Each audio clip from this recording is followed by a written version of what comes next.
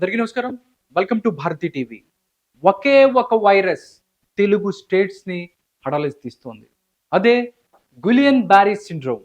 GBs వ్యాధి అసలెలా వస్తుంది? లక్షణాలు ఎలా ఉంటాయి? చికిత్సా విధానాలు ఏంటి? తెలియాలంటే ఈ స్టోరీని చూడాల్సిందే.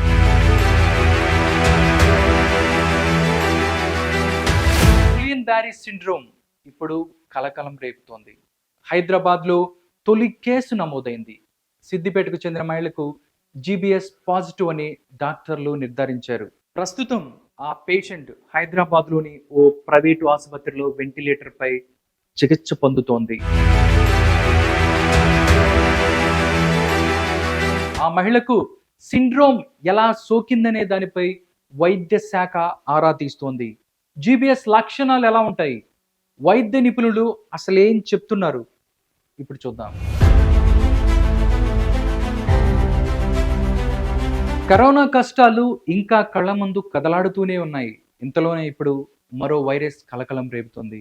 గులియన్ బారీ సిండ్రోమ్ జీబీఎస్ కేసులు పెరిగిపోతుండటంతో ఆందోళన కలిగిస్తోంది. దగ్గినా తుమ్మినా జ్వరం వచ్చినా సరే జీబీఎస్ అటాక్ అయిందా అని హడలెత్తిపోయేలా మారింది పరిస్థితి. ఇప్పటికే మహారాష్ట్ర, పశ్చిమ బెంగాల్లో గులియన్ బారీ సిండ్రోమ్ పాజిటివ్ కేసులు రిజిస్టర్ అయ్యాయి. తాజాగా తెలంగాణలో జీబీఎస్ డేంజర్ బెల్స్ మోగిస్తోంది. శుక్రవారం హైదరాబాద్లో గులియన్ బారీ సిండ్రోమ్ కేసు నమోదైంది. సిద్దిపేటకు చెందిన మహిళకు జీబీఎస్ పాజిటివ్ అని డాక్టర్లు నిర్ధారించారు. ప్రస్తుతం ఆ పేషెంట్కు ఓ ప్రైవేట్ ఆసుపత్రిలో వెంటిలేటర్పై చికిత్స అందిస్తున్నారు. గులియన్ బారీ సిండ్రోమ్ లక్షణాలు ఎలా ఉంటాయి? నిపుణులు ఏం చెప్తున్నారు? ఇప్పుడు తెలుసుకుందాం.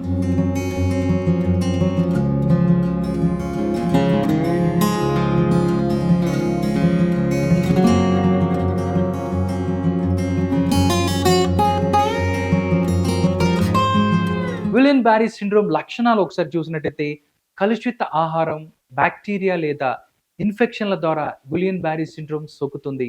జ్వరం, వాంతులు, ఒళ్ళంతా తిమ్మిర్లు, డయేరియా, పొత్తి కడుపు నొప్పి, నీరసం, కండరాల బలహీనత లాంటి లక్షణాలు కనిపిస్తాయి. ఇలాంటి లక్షణాలుంటే వెంటనే డాక్టర్లను సంప్రదించాలి. అసలు ఈ గులియన్ బారీ సిండ్రోమ్ గురించి ఆరోగ్య నిపుణులు ఏమంటున్నారంటే ఈ వైరస్ ప్రధానంగా కలుషిత ఆహారం వల్ల సోకుతోంది. వైరల్ ఇన్ఫెక్షన్, బ్యాక్టీరియా కారణంగా బలహీన రోగ నిరోధక శక్తి కలిగి ఉన్న వ్యక్తులు ఈ జీబీఎస్ బారిన పడే అవకాశాలు ఎక్కువగా ఉన్నాయని చెప్పి వైద్య నిపుణులు చెప్తున్నారు. అయితే ప్రజలు జీబీఎస్ సిండ్రోమ్ గురించి భయాందోళన పడాల్సిన అవసరం లేదని, అది అంటువ్యాధి కాదని చెప్పి చికిత్సతో నయం చేయవచ్చని చెప్పి వైద్యులు పేర్కొంటున్నారు. అత్యధిక శాతం మందిలో ఇన్ఫెక్షన్ మొదలైన 1-2 వారాల తర్వాతే ఇది బయటపడుతుంది. అరుదుగా వాడే ఇన్ఫ్లుయెంజా, టెటనస్ టీకాల వంటివి కూడా గులియన్ బారీ సిండ్రోమ్కు దోహదపడవచ్చునని అంటున్నారు డాక్టర్లు. కరోనాలా ఇది అంటువ్యాధి కాదు. ఆందోళన పడాల్సిన పని లేదు. కానీ అప్రమత్తంగా ఉండాలి. డాక్టర్లు చెప్పినట్టు వైరస్ లక్షణాలు కనిపిస్తే వెంటనే హాస్పిటల్‌కి వెళ్ళాలి. మహారాష్ట్రలో ఇప్పటికే 130కి పైగా గులియన్ బారీ సిండ్రోమ్ కేసులు నమోదయ్యాయి. ఇక్కడ 2 చనిపోయారు కూడా. సకాలంలో వైద్యం అందితే ముప్పు ఉండదు. వైద్యం తీసుకోవటంలో నిర్లక్ష్యం వహించినా ఆలస్యం జరిగితే అనర్థం తప్పదంటున్నారు నిపుణులు. వ్యాధి సోకిన తొలి దశలోనే ఆసుపత్రిలో చేరితే 4 వారాల్లో కోలుకునే ఛాన్స్ ఉంటుంది. వ్యాధి ముదిరితే కోలుకోవటానికి దాదాపు 6 నెలలు పట్టొచ్చు.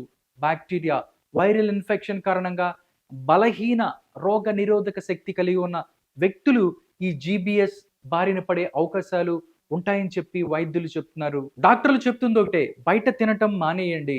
జీబీఎస్ కేసులు పెరుగుతున్న దృష్ట్యా AIIMS neurologist doctor Priyanka Sehrawat బయట తినటం మానుకోవాలని చెప్పి ఆవిడ సూచిస్తున్నారు.